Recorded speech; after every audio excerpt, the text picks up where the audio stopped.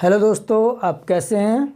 I hope आप मस्त होंगे, व्यस्त होंगे और आपकी स्टडी बहुत ही शानदार तरीके से, बहुत ही बेहतरीन तरीके से चल रही होगी। दोस्तों, जैसा कि आप मेरे पीछे देख पा रहे हैं, हमने यहाँ लिखा है टाइम एंड डिस्टेंस। दोस्तों, आज हम टाइम एंड डिस्टेंस के बहुत ही बेहतरीन कॉन्सेप्ट लेके आए हैं, जो अभ्यर्थी पहले कई बार पढ़ चुके हैं या जो सीखना चाह रहे हैं, दोनों के लिए एक बहुत ही शानदार कॉन्सेप्ट है। आइए दोस्तों, देखते हैं टाइम एंड डिस्टेंस में हम किसकी बात करते हैं। पहले 2 मिनट हम कॉन्सेप्ट पे देंगे, उसके बाद क्वेश्चंस की दोस्तों बात करेंगे। कॉन्सेप्ट दोस्तों ये होता है, स्पीड इज इक्वल टू होता है distance upon time. Speed is equal to distance upon time होता है। ये फार्मूला आपको ध्यान रखना है दोस्तों। ये नॉर्मली फार्मूला होता है, क्लास 4 से ही पढ़ने लगते हैं हम इसको दोस्तों। अब 2 बातें होती हैं, एक तो स्पीड जब दी हो दोस्तों मीटर प्रति सेकंड में और उसको बदलना हो किलोमीटर प्रति घंटा में दोस्तों, तो क्या करेंगे 18/5 का गुणा करते हैं।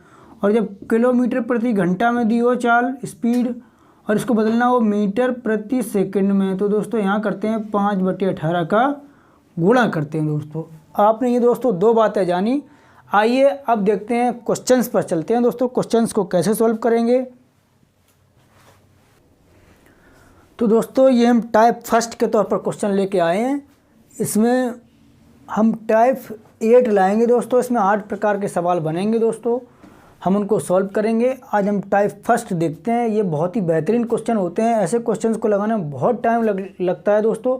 जो अभ्यर्थी एनटीपीसी, लेखपाल और पुलिस या अन्य कॉम्पिटिटिव एग्जाम की तैयारी कर रहे हैं, जिनका एग्ज़ाम पास में हो, वो इसको ज़रूर देखें। आइए दोस्तों, एक कार 840 किलोमीटर की दूरी एक निश्चित और समान चाल से तय करती है। यदि कार की चाल 10 किलोमीटर अधिक होती तो इस दूरी को तय करने में 2 घंटे कम लगते। कार की वास्तविक चाल ज्ञात कीजिए दोस्तों। तो ऐसे सवाल में करेंगे क्या दोस्तों, हमें क्या लेना है, हमें लेना है टाइम। क्या लेना है? टाइम। डिफरेंस ऑफ टाइम कितना है, आप कहेंगे डिफरेंस ऑफ टाइम। ये dt का मतलब दोस्तों है डिफरेंस ऑफ टाइम। क्या है? डिफरेंस ऑफ टाइम कितना है? 2 घंटे। आप कहेंगे दूसरा, यहाँ difference of speed. Difference of speed कितना है? डिफरेंस ऑफ स्पीड आप कहेंगे 10 किलोमीटर है। कितनी है दोस्तों? 10 किलोमीटर। अब एक क्वेश्चन को आप समझें दोस्तों, हो सकता है इसमें टाइम लगे, परंतु आगे वाले क्वेश्चन बहुत ही शानदार तरीके से, बहुत ही कम टाइम में आप सॉल्व करेंगे दोस्तों। उसको देखते हैं। अब आपको करना क्या है दोस्तों, ये है दोस्तों टाइम और ये है दोस्तों स्पीड। जब टाइम में स्पीड का गुणा करेंगे, तो हमें मिलेगा क्या? दूरी मिलेगी दोस्तों। क्या मिलेगी? दूरी मिलेगी। आइए देखते हैं। जब 2 का अंतर था तो चाल में 10 का अंतर था। इसको डी को हटा देते हैं, आप कन्फ्यूज हो रहे होंगे। फिर 4 का अंतर होगा तो आप कहेंगे 20 का अंतर होगा। ऐसे अब 2 बढ़ाएंगे, जिस रेशियो में ये बढ़ रहा है उसी रेशियो में बढ़ेगा। यहाँ अगर 30 होता तो आप कहते हैं यहाँ 6 होता, यहाँ अगर 8 होता तो आप कहते हैं यहाँ 40 होता, यहाँ पर अगर 10 होता तो यहाँ होता दोस्तों 50, यहाँ 12 होता तो आप कहते हैं यहाँ होता 60, यहाँ 14 होता, यहाँ होता 70। दोस्तों आपका क्वेश्चन सॉल्व हो गया। आपको करना क्या है, चेक ये करना है क्रॉस में कि जहाँ पर 2 राशियों का आपस में गुणा करने पर 840 आ जा रहा है क्रॉस में। जैसे आपने इसका देखा और इसका देखा तो 14 छिक्का 84, 840 हो रहा है। और आपने यहाँ देखा, यहाँ भी 840 हो रहा है दोस्तों। क्योंकि 840 ही तो मेरी कुल डिस्टेंस थी। ये दोस्तों हो गया। तो जो ये पहले वाली चाल आई है, ये आई है वास्तविक चाल, और ये दूसरी वाली जो दोस्तों चाल आई है, ये चाल आई है बढ़ी हुई चाल, क्योंकि 10 किलोमीटर ही तो बढ़ाई थी। तो दोस्तों इसकी वास्तविक चाल कितनी हो गई? वास्तविक चाल, तो आप कहेंगे वास्तविक चाल थी 60 किलोमीटर पर आवर। एक बार फिर से समझने की कोशिश करते हैं दोस्तों। जिस रेशियो में हमारा टाइम बढ़ता है उसी रेशियो में हम चाल को बढ़ाते हैं, और जहाँ पर क्रॉस गुणनफल में दूरी के बराबर हमें मान मिल जाता है, वही हमारा आंसर होता है दोस्तों। हमने क्या किया, एक बार फिर से समझते हैं इसको। बिल्कुल समझेंगे, आप बिल्कुल समझेंगे और बहुत बेहतरीन समझेंगे दोस्तों। देखिए, जब टाइम में डिफरेंस 2 था तो स्पीड में डिफरेंस 10 था। जब 4 रहा होगा तो आप कहेंगे यहाँ 20 रहा होगा। जब यहाँ पर 6 रहा होगा तो यहाँ पर 30 रहा होगा। यहाँ पर 8 रहा होगा तो आप देख पा रहे हैं यहाँ पर 40 रहा होगा, यहाँ पर 10 रहा होगा, तब कहीं 50 रहा होगा, यहाँ 12 रहा होगा, 60 रहा होगा, यहाँ 14 रहा होगा दोस्तों, तो यहाँ 70 रहा होगा। हम एक बार ये भी मन में गुणा करके देखेंगे, 10 का अगर 40 में गुणा करें 400 प्राप्त होगा, यहाँ 12 पंजे 60, 600 ही प्राप्त हो रही है। यहाँ आपने देखा 14 छिक्का 84, 840। यहाँ पर दूरी जो जहाँ पर दूरी इसके बराबर तय हो जाएगी 840, वही आपका आंसर हो जाएगा दोस्तों। क्रॉस में परंतु गुणा करेंगे, क्रॉस में गुणा करने पर अगर आपकी दूरी बराबर हो जाएगी, आप देख रहे हैं 60 की चाल से गया 14 घंटा लगता। कितना लगा? 14 घंटा। अगर आपसे वास्तविक समय पूछा जाए तो भी आंसर ये होगा। अगर आपसे पूछा जाए बढ़ी हुई चाल तो आंसर होगा 70, और अगर चाल बढ़ाने के बाद टाइम पूछता है तो भी 12 होगा दोस्तों। तो परंतु वास्तविक ये होगा, बढ़ाने के बाद पूछता तो चाल 70 होती और टाइम 12 घंटे लगता। आप समझ पा रहे हो दोस्तों। अब एक नेक्स्ट क्वेश्चन लेते हैं। तो यहाँ पर वास्तविक चाल 60 किलोमीटर होगी प्रति घंटा, 60 किलोमीटर प्रति घंटा इसकी चाल होगी दोस्तों। एक क्वेश्चन और देखते हैं। आज हम इस कॉन्सेप्ट को पूरी तरीके से बहुत ही बेहतरीन तरीके से आपको समझा कर रहेंगे दोस्तों। क्वेश्चन नंबर 2 आपकी स्क्रीन पर रहा, ये भी टाइप 2 का क्वेश्चन नंबर 2 है दोस्तों। इसको देखते हैं। एक हवाई जहाज खराब मौसम के कारण 1 घंटा देरी से उड़ान भरता है। कितने घंटा देरी से? 1 घंटा देरी से उड़ान भरता है। 1200 किलोमीटर की दूरी पर स्थित गंतव्य स्थान पर पहुंचने के लिए चालक को जहाज की चाल 200 km प्रति घंटा, मतलब 200 किलोमीटर प्रति घंटा बढ़ानी पड़ी। तो जहाज की वास्तविक चाल ज्ञात कीजिए दोस्तों। ऐसे क्वेश्चंस को कैसे लगाएंगे? तो दूरी कितनी है दोस्तों? टोटल 1200। हमें तीनों बातें ध्यान रखनी है। 1 घंटे की देरी से उड़ान भरा, अर्थात समय में अंतर 1 आ रहा है, तब चाल में अंतर कितना आ रहा है? 200 आ रहा है। तो आप कहेंगे टाइम में अंतर और यहाँ स्पीड में अंतर। दोस्तों टाइम में अंतर कितना? 1 घंटा, तब 200 है। यहाँ पर 1200 आ जाएगी, वहीं आपका आंसर खत्म हो जाएगा। 2 अगर होता तो आप कहते 400 होता। यहाँ अगर 3 होता तो आप कहेंगे 600 होता। अब कहेंगे अगर 4 होता यहाँ पर तो आप कहेंगे यहाँ पर होता 200, 800 होता। कितना होगा? 800 होता। तो दोस्तों 400 आपकी कहाँ पर आ जाए? 1200 आप देख पा रहे हैं कहाँ बन जा रही है? क्या यहाँ हमें जाना पड़ा? नहीं जाना पड़ा। 1200 आप 4 थी, 12 यहीं पर दोस्तों दूरी जो है 1200 हो जा रही है। तो दोस्तों वास्तविक चाल इसकी कितनी रही होगी? 400 किलोमीटर प्रति घंटा। वास्तविक चाल दोस्तों कितनी रही होगी? वास्तविक चाल यहाँ पर रही होगी 400 किलोमीटर प्रति घंटा। आप ये सवाल बहुत ही आसानी से लगा लिए होंगे, क्योंकि हमने देखा 3 चौको 12। यहाँ पर अगर उसकी बढ़ी हुई चाल पूछता तो दोस्तों बढ़ी हुई चाल आ जाती 600 किलोमीटर प्रति घंटा, और वास्तविक समय कितना है यहाँ पर? 3। लेकिन चाल बढ़ाने के बाद समय कितना लगता? 2 घंटा। अर्थात अभी दोस्तों उसको 3 घंटा लग रहे थे, और उसने जब चाल बढ़ाई होगी तब उसको 2 घंटा लगे। तो उसने ये पूछा वास्तविक चाल क्या है? वास्तविक चाल तो उसकी 400 किलोमीटर बराबर है, और यही आपका आंसर है दोस्तों। परंतु इसको आप सवाल सिस्टमेटिक ढंग से लगाएंगे, अर्थात इसको अगर आप नॉर्मल कॉन्सेप्ट से लगाएंगे तो इसमें बहुत टाइम लगेगा। ये सवाल अभी आपको लगा के दिखाते हैं दोस्तों कैसे लगेगा। आइए देखते हैं उसको भी। आइए दोस्तों देखते हैं इसको एक और कॉन्सेप्ट से कैसे लगाएंगे दोस्तों। आप देखेंगे यदि दूरी 1200 किलोमीटर है, मान लीजिए चाल आपकी x होती, तो इसको इतना टाइम लगता है। चूँकि दूरी बटे चाल बराबर टाइम होता है, ये t1 टाइम है दोस्तों। आप कहते हैं कि 1200 जब दूरी थी, जब चाल बढ़ा दी गई आपकी कितनी? 200 किलोमीटर बराबर, तो आप कहेंगे ये t2 टाइम है, जिसमें t1 बड़ा है t2 से, तो आप कहेंगे इसमें कितने का अंतर है? 1 घंटे का दोस्तों।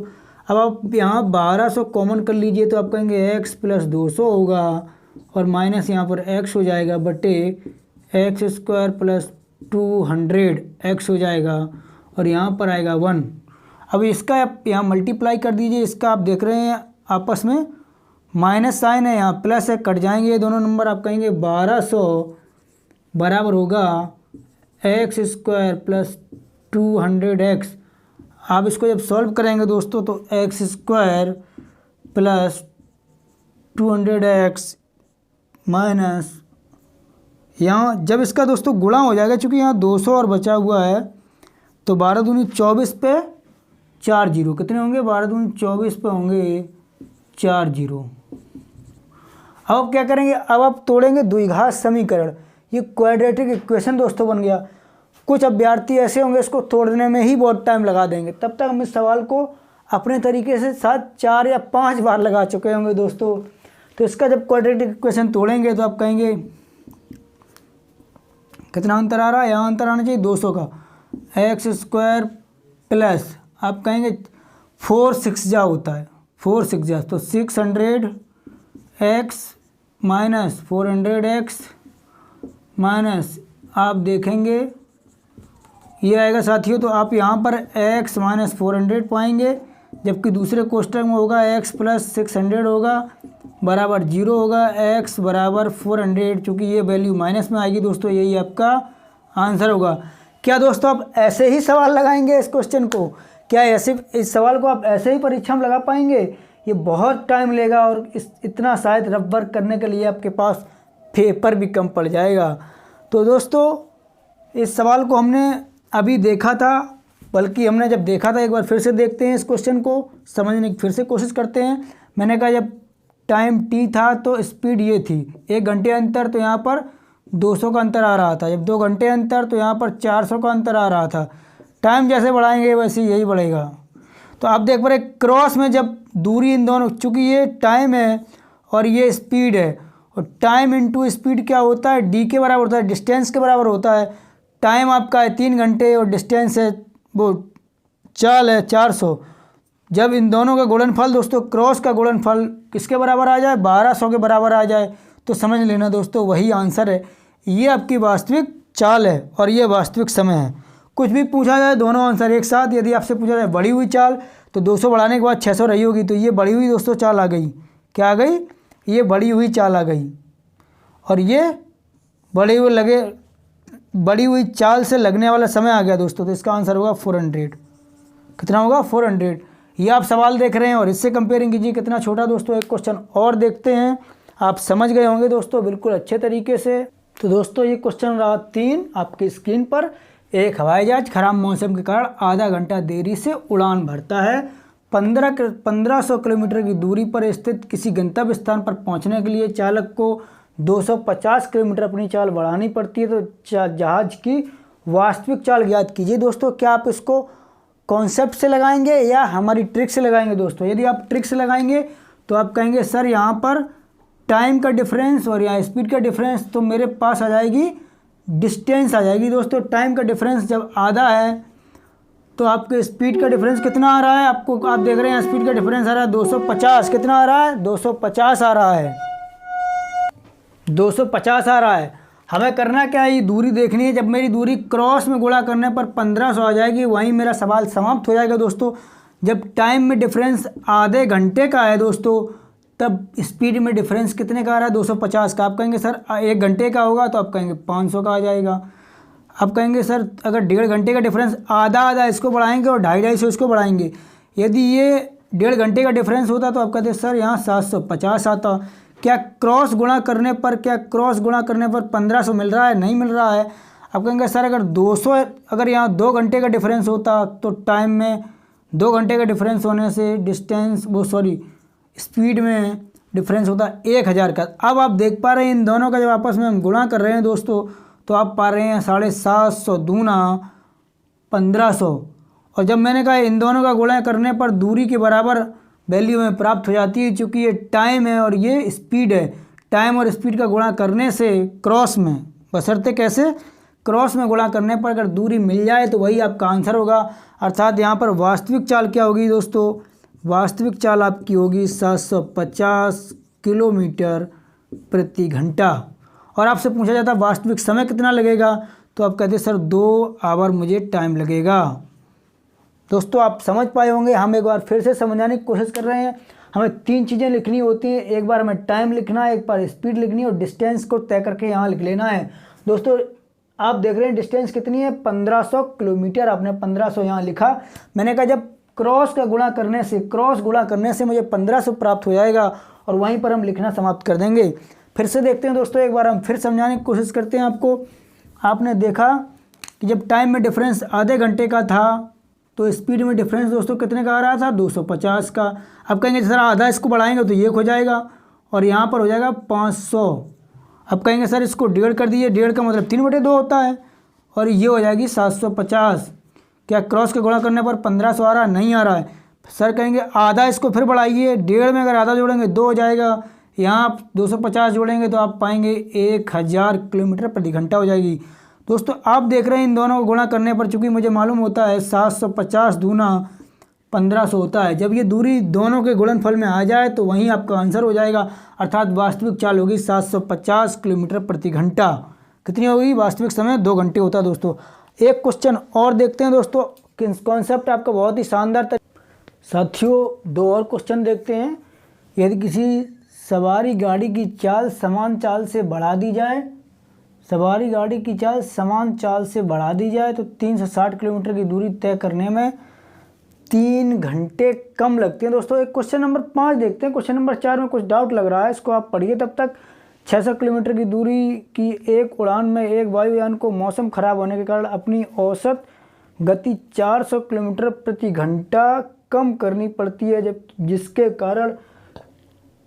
कारण उड़ान के समय में 30 मिनट की वृद्धि हो जाती है। तो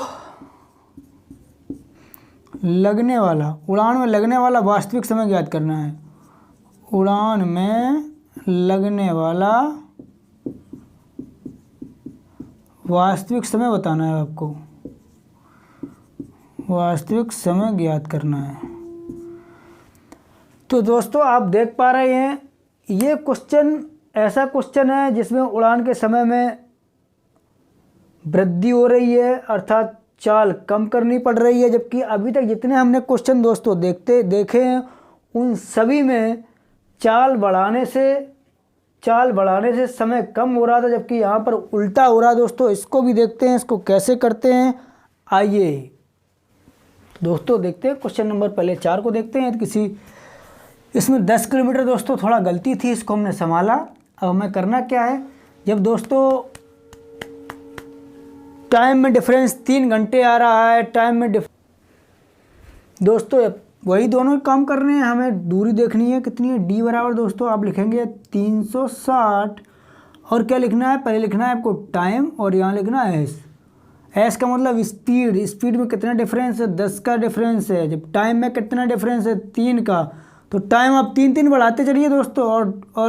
और ये स्पीड जो है वो कितनी बढ़ाएंगे आप, 10 में बढ़ाएंगे। तो आप जब ये 6 होता तो आप कहेंगे ये 20 होती, अगर ये 9 होता तो आप कहेंगे ये होती 30, अगर ये 12 होता तो ये होती, आप कहेंगे 10 और बढ़ा दो 40 होती, अगर ये 15 होता तो आप कहेंगे ये होती कितनी होती 360, जबकि मुझे करनी है तो 12 तिया 36 यहीं पर हो जा रही, तो 15 करने की ज़रूरत ही नहीं है दोस्तों।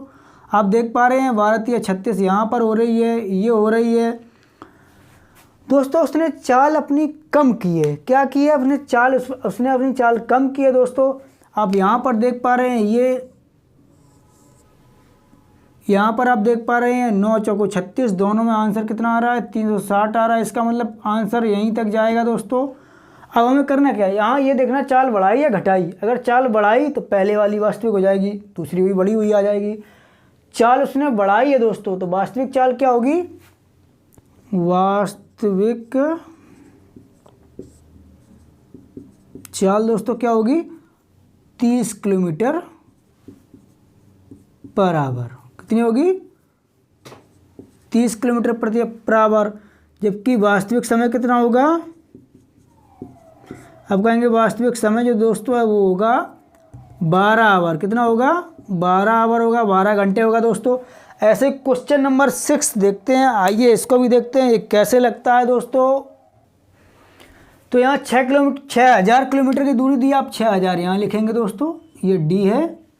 6000 जहाँ पर पूरा हो जाएगा वहीं पर आंसर समाप्त हो जाएगा दोस्तों। यहाँ डिफरेंस कितना है स्पीड में, आप कहेंगे सर 400 है, स्पीड में डिफरेंस 400 है। जबकि टाइम में डिफरेंस कितना है, आप कहेंगे टाइम में डिफरेंस यहाँ पर है आधा घंटा, 30 मिनट है, इसका मतलब आधा घंटा है। आधा घंटा है टाइम में डिफरेंस, तब स्पीड में डिफरेंस 400 है। आप इसको बढ़ाइए, अगर 800 यहाँ होता तो आप कहेंगे 1 घंटा होता। यहाँ 3/2 का मतलब 1.5 होता, तो आप कहेंगे सर यहाँ 400 और बढ़ा दीजिए, अब 1200 होता। आप कहेंगे सर अगर यहाँ 2 होता तो आप कहेंगे सर और बढ़ा दीजिए, यहाँ पर कितना बढ़ जाएगा 400 400 400, फिर आप कहेंगे 400 और बढ़ा दीजिए तो यहाँ 1600 हो जाता। जिस समय ये पूरा हो जाएगा, 12 दूनी 24 ही हो रहा है दोस्तों। कितना हो रहा है, 12 दूनी 24 हो रहा है। अगर यहाँ पर होता 2.5, 5/2 कितना होता, 5/2 होता दोस्तों। तो ये कितना हो जाता, तो आप कहेंगे 2000 हो जाता यहाँ। अगर ये हो जाता 5/, मतलब 3 हो जाता, 3 अगर ये हो जाता तो दोस्तों आप कहेंगे सर यहाँ पर जो नंबर आता वो 400 और हो जाता, 2400 हो जाता। क्या गुणा करने के बाद 6000 हो रहा है? मुझे मालूम है 2 3 6 होता, 2 3 6 होता। तो दोस्तों ये 2000 है, कितना है, 2000 है। ये 1600 आप एक बार फिर से समझिए कि टाइम में डिफरेंस आधा था तो स्पीड में डिफरेंस 400 था। मैंने कहा इसको उसी रेशियो में बढ़ाना, जिस रेशियो में आधा है तो आधा आधा हर बार बढ़ेगा। इसमें आपको 400 बढ़ाना है। आधा था तो यहाँ 400 था, 1 हो जाएगा तो यहाँ 800 हो जाएगा, 1.5 हो जाएगा तो यहाँ 1200 हो जाएगा, यहाँ 2 हो जाएगा 1600 हो जाएगा, 5/2 होगा तो 2000 होगा, और यहाँ 3 हो जाएगा तो यहाँ हो जाएगा 2400 दोस्तों। अब दोस्तों हमें तय ये करना है, दोस्तों हमें तय ये करना है कि वास्तविक समय कितना रहा होगा, वास्तविक समय कितना रहा होगा। क्या आंसर हमारा 3 घंटे होगा? तो दोस्तों आप बताइए इसमें आंसर कौन सा होना चाहिए। क्या आंसर इसमें 2000 होगा वास्तविक चाल, या वास्तविक चाल 2400 होगा? तो दोस्तों हमें ये देखना क्वेश्चन क्या कह रहा है। अभी हम जितने क्वेश्चंस किए उन सब में चाल बढ़ रही थी जबकि इसमें चाल घट रही दोस्तों। तो इन दोनों आंसर यही दोनों होंगे दोस्तों। अब ये देखना अगर चाल बढ़ रही है दोस्तों तो पहले वाला वास्तविक होता है, अगर चाल घट रही है तो दूसरा वाला वास्तविक होता है। यहाँ दूसरा वाला कौन सा है दोस्तों, घटने के बाद चाल कितनी हो गई, 2000 हो गई होगी दोस्तों।